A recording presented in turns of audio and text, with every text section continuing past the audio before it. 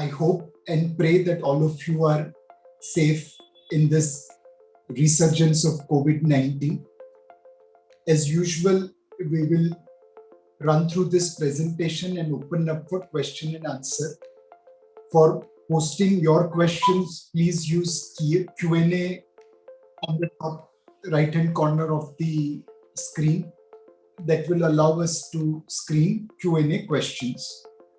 Avinash, let's go to slide number 5. If you look at global economy, Fed is printing dollar, their balance sheet is expanding at a rapid pace. Next slide, please. This has obviously resulted into US fiscal deficit almost touching World War I and World War II level. It is even more than 2008 subprime crisis. On the other hand, if spending by government is not good enough, central banks around the world are buying directly into equity market. Bank of Japan is the leader of the pack with one of the largest owner of Japanese equity in the world. The equity rally is driven in mainly technology sector. Technology sector now contributes about 33% of market cap across global indices. US interest rates have risen in recent times, and that is impacting emerging market flows. We have seen in last couple of months, emerging market equity across China as well as ex-China and emerging market debt ex-China all have seen negative outflows. On the other hand, liquidity in developed market is seeing more flows into global equity funds.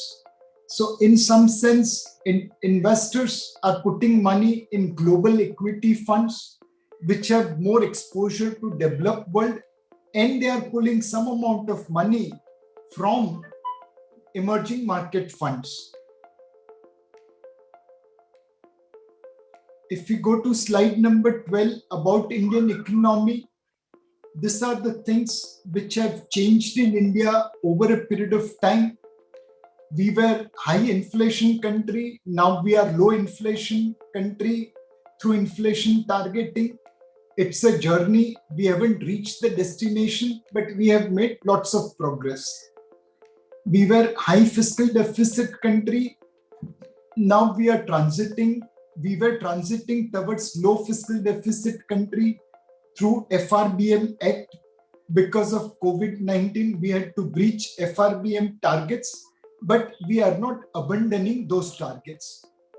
In the 90s, we were pledging our goal to raise foreign currency. Today, we are top 5 holders of foreign currency reserves in the world.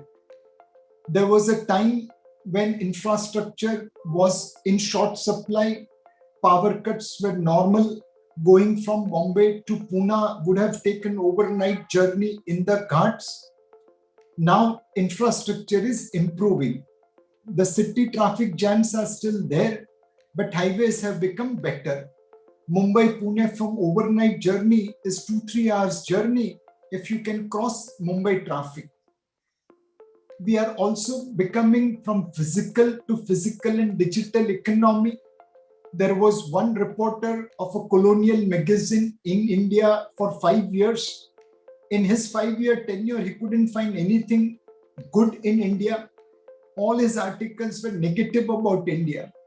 He was posted to France, and the first tweet he talked about was that in India, I am able to transfer money through IMPS instantly. But in France, the damn thing takes 3 days. So our digital economy today is at par with the Western worlds. We are also moving from crony capitalism to transparency. Earlier, coal mines, iron ore mines were given in a non-transparent basis. Now there is electronic auction for most resources. Earlier, bank lending was resulting into higher NPS because of faulty promoters. Now there is merit-based lending. It doesn't mean that banks don't have NPS. They do have NPS, but those NPS are because of business, not because of chore promoters. We have moved from concentrated growth to inclusive growth. Even bottom end of the society today are able to participate in the growth story. And the biggest structural change which is happening in India is public sector moving to public-private partnership through strategic divestment. These are all the changes which will help support India in post-COVID era. Next slide, please. If you look at today, India is one of the few countries in the world where FX reserves are more than FX debt. Hopefully, one day rating agencies will also look at such things and start giving us ratings which we deserve. Because of sharp degrowth in FY 2021, India will be one of the fastest growing economy in FY 2022. If we look at the headlines which appeared in the month of March 21, highway construction has struck 37 kilometers per day. GST collection for 6th month running is above 1 lakh crore and at all-time high of 1,24,000 crore. Exports jumped 58% to hit $34 billion in the month of March.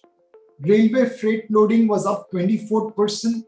And we have to remember that previous March, there was impact of lockdown. So this 24% growth is little bit misleading. Business confidence was one of the highest in the decade as per FICCI survey. Power consumption grew 24% in March.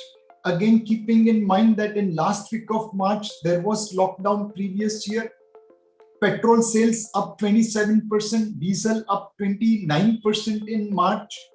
And most importantly, investors have bought gold to offer record 160 tons. It's up almost 5 times compared to previous month. So by and large, we have seen positive headlines for Indian economy in the month of March. The e-way bill generation, if you see the 3 months moving average, continues to be rising. It indicates a broad-based recovery.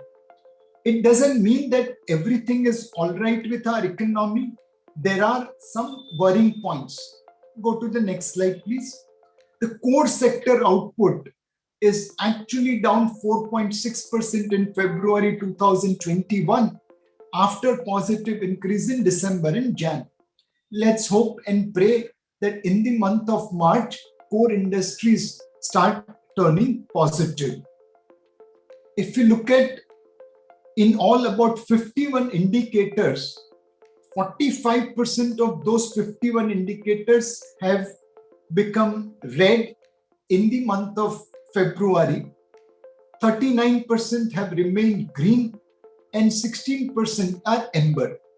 However, when we compare them on a medium-term basis, 41% indicators are indicating slowdown, 47% indicators are indicating positive growth, and 12% are kind of neutral.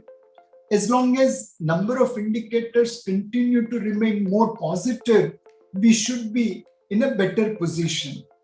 However, if we look at industrial activity and consumption, the ratio changes reasonably well. While industrial activity seems to be picking up with 53% of 19 indicators showing positive activity, only 39% of 18 indicators are showing positive consumptions. Clearly, economy needs to ensure that COVID-19 does not result into lockdown and does not create situation like April, May, June 2020. On the other hand, as we witnessed in the month of March, exports jumped to all-time high level, and this is partially driven by how global trade have grown in recent times. Obviously, the long-term importance is investment revival. Today, investment is on the back foot at private sector level. Government is pushing pedal on investment. However, we need private sector capex also to revive in order to sustain growth. Coming to the risk factors which are impacting our economy right now, the first and foremost is COVID-19. The speed with which cases have moved is alarming. You can see the steep gradient of COVID-19 cases. Previous cycle, to go from 2 to 3 lakh active cases, we required 15 days. This time it happened in just 8 days. So clearly, there is rapidly rising COVID-19 cases, and unless until we take care of that, it's going to impact businesses. The Nomura India Business Redemption Index have shown a decline from about 98.1, it has become 90.7. It shows that even selective lockdown or consumer behavior getting impacted by COVID-19 could also delay industrial recovery. The third and the biggest risk factor for India is unemployment. Today, based on CMI data, we can say that we have reached pre-COVID employment level. However, what is not easily understandable is, has jobs returned with similar income, or jobs are still not paying pre-COVID level salaries? If we come to the equity market, you could see now that across various time periods, equities have delivered positive return.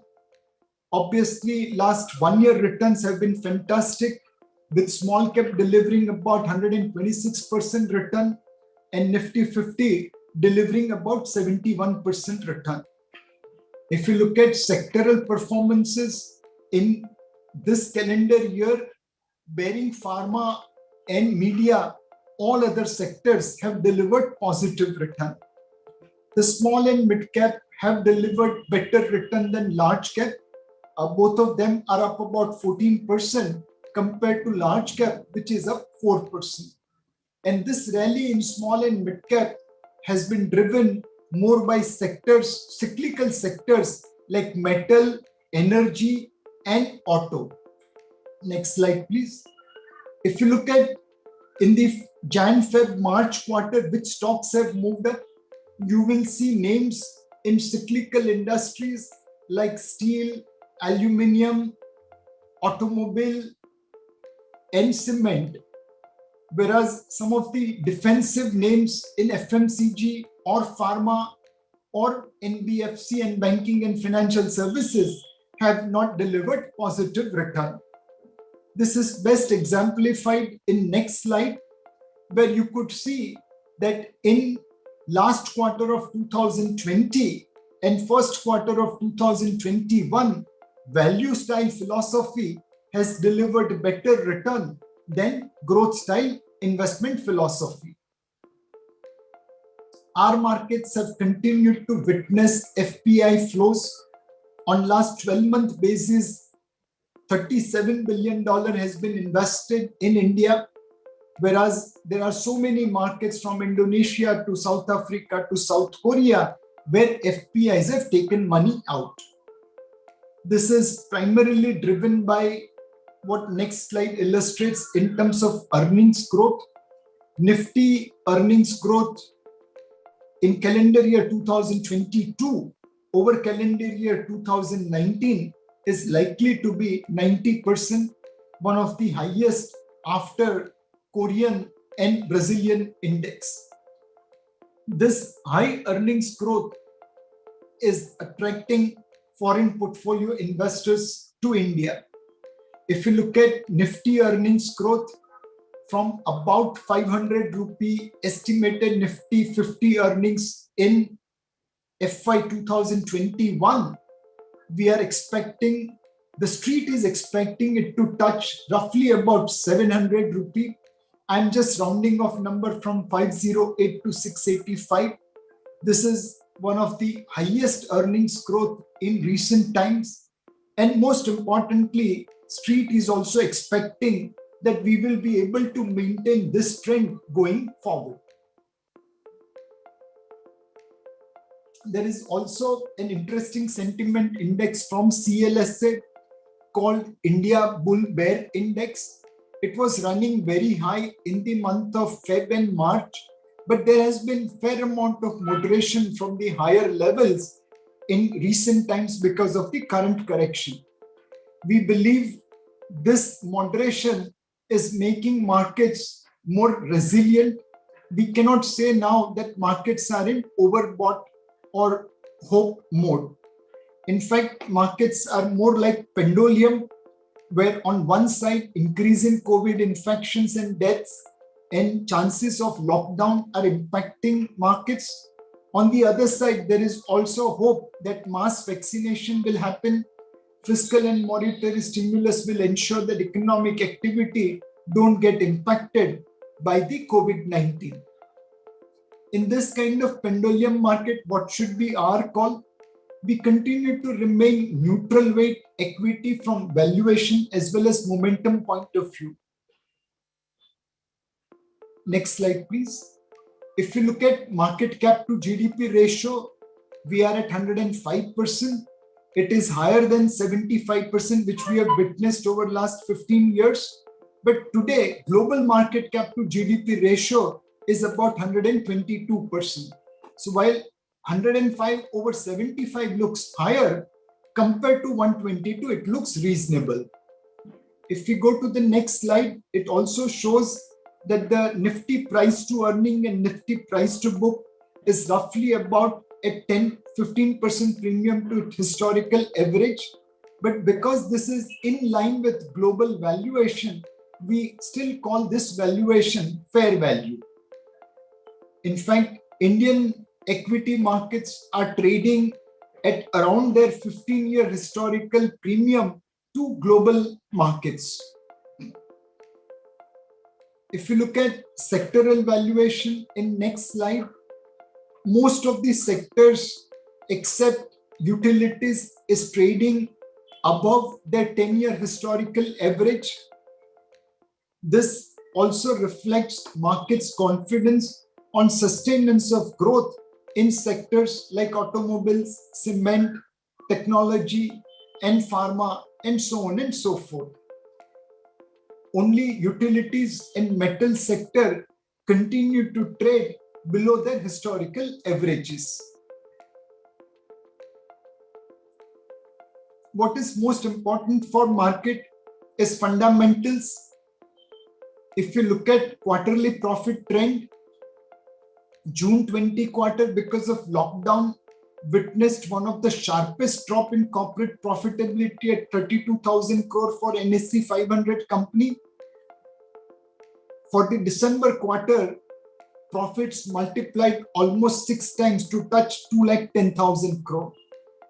If we take last 12 months trailing profitability, P ratio of market becomes 41.2. But if we annualize profitability of December quarter, assuming that it will get repeated in next 4 quarters, the P ratio of market comes down to 23.2. This is one of the largest divergence between forward PE and trailing PE.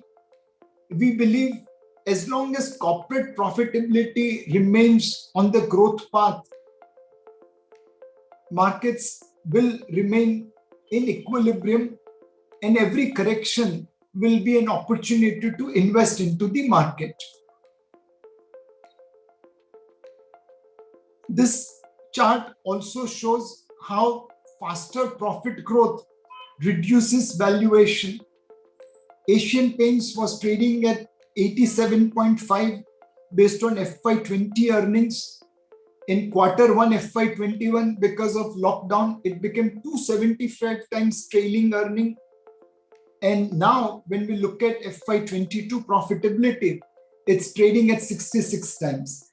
However, if we annualize Q3 FY21 earnings, it is trading only at 48 times. This is the kind of reduction in PE happening when companies go on high profitability path. Next slide, please. Today, our call is that one should be marginally overweight small and mid cap. One should be marginally underweight large cap, and one should have neutral weight allocation to equities. One of the big flow to mutual fund has come via systematic investment plan. All of us have gone and talked about systematic investment plan to our investors. And if we see many of our funds, they have delivered good return in SIPs. March 19, funds were delivering double-digit return. March 20, the returns came down dramatically. But in March 21, returns have started again going back into double-digit. More importantly, today, bearing 1 year segment, Kotak Emerging Equity has delivered not only double-digit return in SIPs, but also positive alpha in SIP. What happened in Kotak Emerging Equity also happened in Kotak Tech Saver Fund, where very few in 1 year segment, our SIPs have not delivered alpha, but 3, 5, 7, 10, all time periods, we have delivered alpha in Kotak Tech Saver Fund in SIP. Same thing in Kotak Equity Opportunity Fund. Fortunately here, not only we have delivered double-digit return, but also we have delivered outperformance over benchmark index. The same thing is visible in Kotak Blue Chip Fund. In the March 19 period, our SIP returns were not generating alpha, but in March 21, across 1, 3 and 10 year, we have started generating positive alpha. In the current environment, what kind of funds we should be looking to invest into? Well, our recommendation on equity side is to consider a fund like Kotak Pioneer. It invests in pioneering companies in local market as well as global market. We don't do direct investment in global stocks, but we put money into a fund called CI Technology Fund, which is managed by Canada's largest private asset management company. And combination of that, local companies plus global fund investing into similar companies have generated wonderful return for investors since inception. Against about 22% return of benchmark, this fund has delivered about 34% return, generating positive alpha of about 12%. The next fund which is worth looking at is Kotak Equity Hybrid Fund. Again, this fund on a 3 and 5 year basis have not delivered alpha, but that's more driven by how debt indexes are calculated. It's difficult to outperform debt indices, but if you look at the returns over 1, 3 and 5 year, it's in double digit. Another fund which I will recommend all of you to look at it is Kotak Asset Allocator Fund. I will call it fill it, shut it, forget it fund.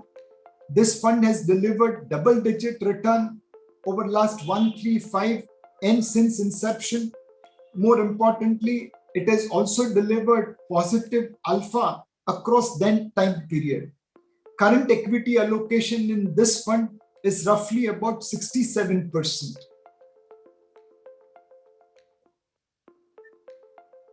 Today, many investors who were investing into debt market are worried about low return in debt, and hence we will recommend them to consider Kotak Debt Hybrid Fund. Again, this fund has delivered good performance by its debt management in fixed income as well as equity. And today, when the whole industry loses money in debt hybrid category, we are receiving positive flows of more than 100 crore in last 12 months. More importantly, systematic withdrawal plan can be used for regular income, for retirees, for senior citizens, for people who are looking regular income in fund like Kotak Debt Hybrid Fund. I will recommend that Kotak Debt Hybrid Fund be considered for your conservative investors, for investors who want to take little extra risk to generate better return than fixed income fund. And people who are looking at regular income, systematic withdrawal plan in Kotak Debt Hybrid Fund will be ideal solution. Next slide, please. In the large cap space, there are many reports which says that funds are not outperforming benchmark indices. But I am happy to say that Kotak Blue Chip Fund, which my colleague Harish Krishnan manages, and who is on this call to answer your questions, he has generated outperformance over benchmark index across most of the time periods. And this is on total return index, which takes into account all the dividend reinvestment. We also have another product called Kotak Equity Savings Fund. This fund is suitable for investors who are looking better tax adjusted return compared to fixed income. This fund invests across equity, arbitrage, and fixed income products. And you could see the performance is reasonably decent in today's environment for debt investors. Next slide, please. We now have about 4 funds which fully or partially invest into global markets. Kotak Pioneer Fund is combination of local and global companies. I talked about it earlier. We also have Kotak Global Emerging Fund, which goes and invests into CI signature emerging market funds.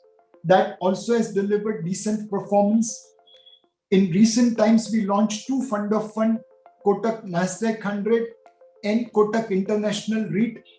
All these 4 products allows global exposure to your clientele.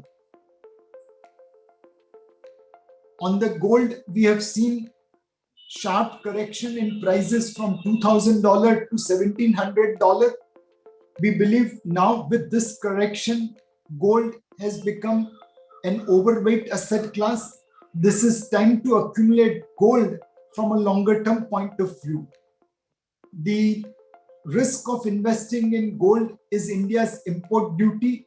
What is worth $100 in Dubai from a market value of gold point of view becomes $110 in India's case because of import duty.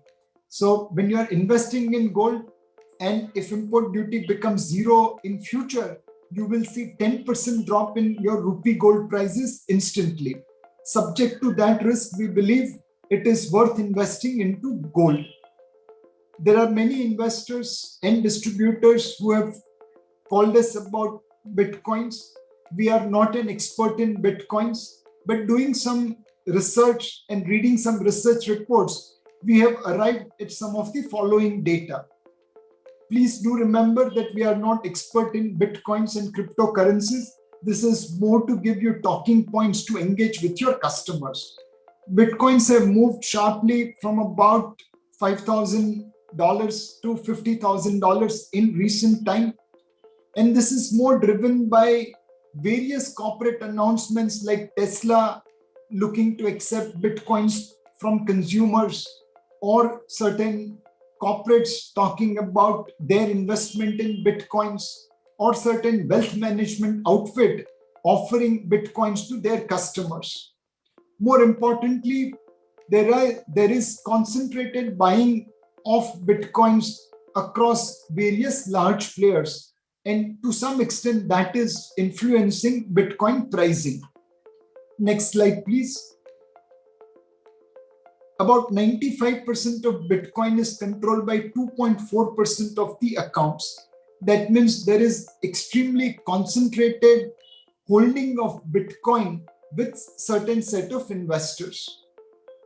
Next slide, please.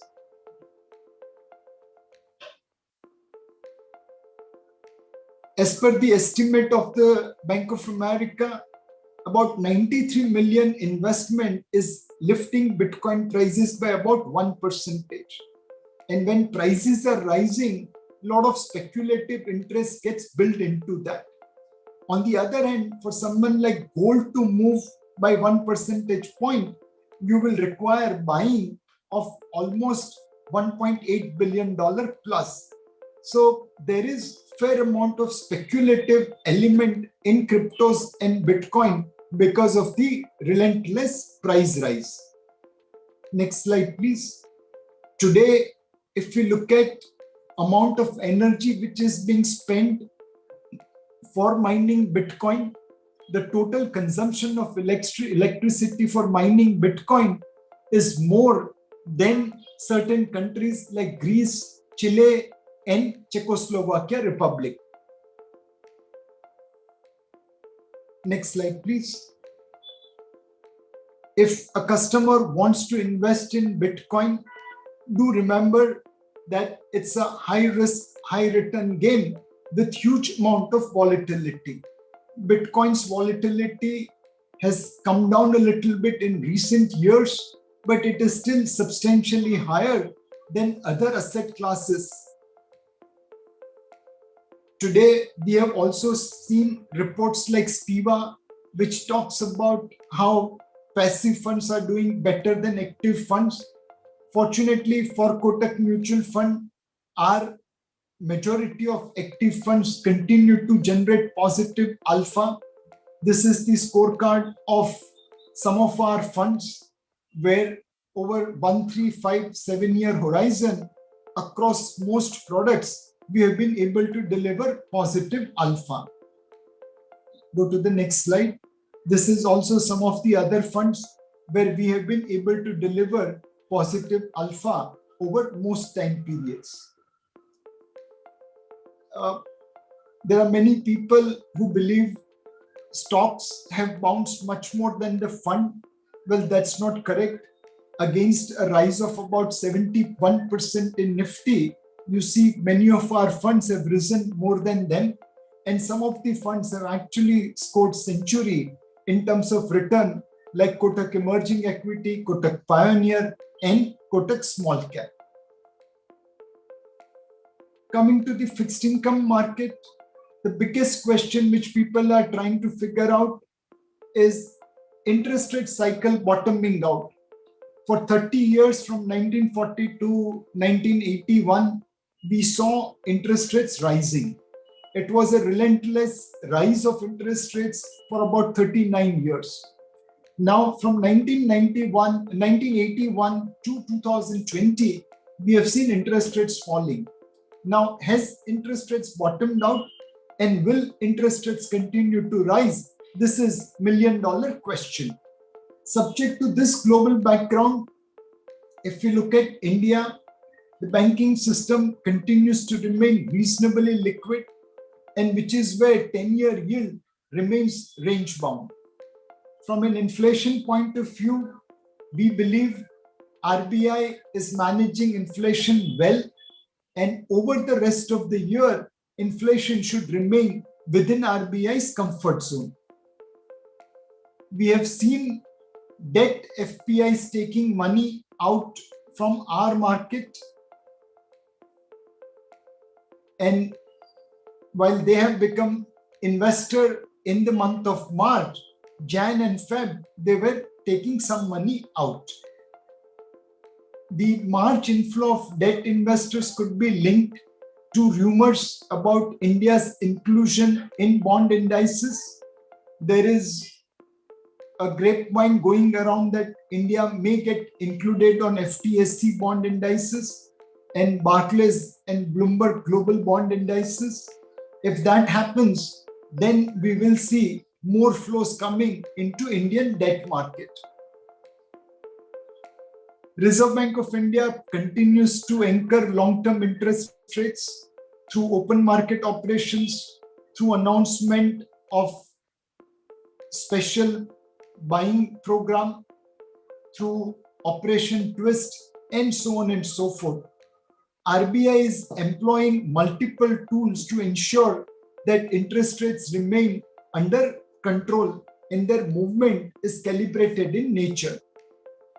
If you look at state development loan spread at 66 basis point over corresponding government securities, they look attractive from an investment point of view.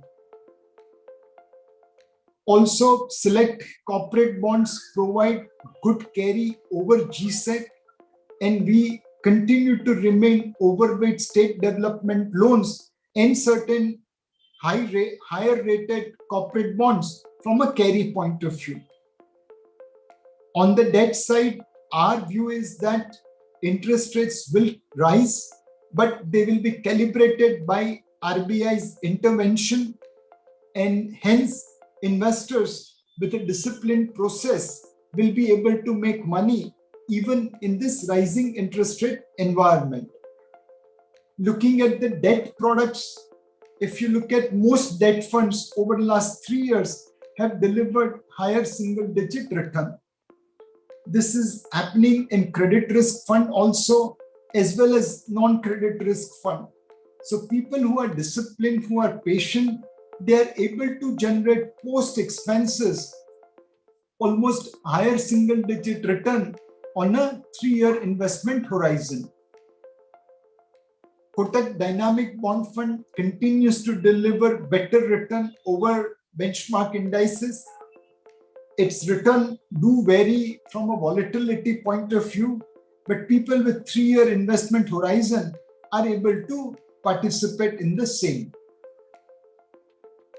Kotak Medium Term Fund is also another fund which gives 50 basis point incremental spread over corresponding AAA rated papers.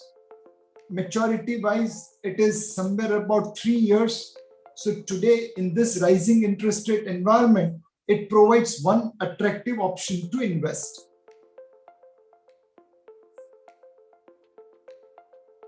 Because of rising interest rate environment, if people don't want to take duration risk, then they could consider investing in some of those little extra credit risk funds like Kotak Low Duration, Kotak Credit Risk, and Kotak Medium Term.